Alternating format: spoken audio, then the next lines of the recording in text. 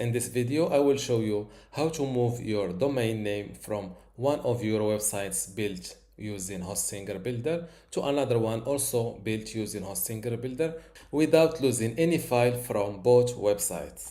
I am now inside my Hostinger account. Let's see my websites list. This is the website with the domain I want to move. The domain name is benstestinghosting.com.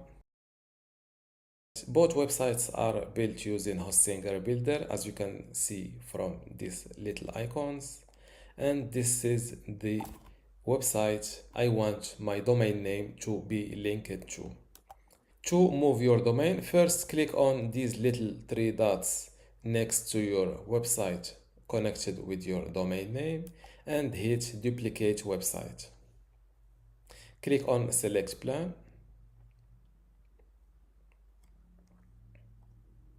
As you can see, a new website was created. This is a copy of this original website. Let's see it in the website builder.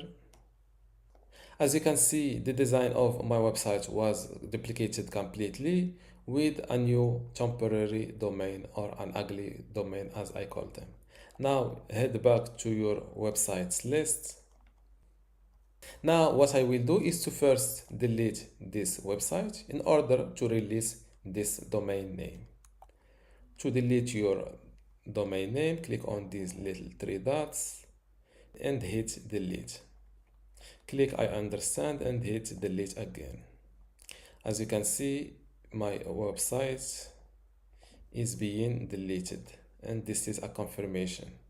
Now this is my duplicated website and this is the website I want to connect my domain name to.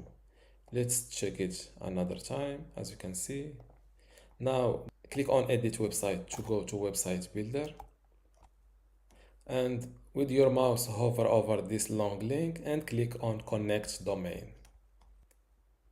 Fill in your domain name and click on it from the list and hit next. As you can see, my domain name is connected successfully.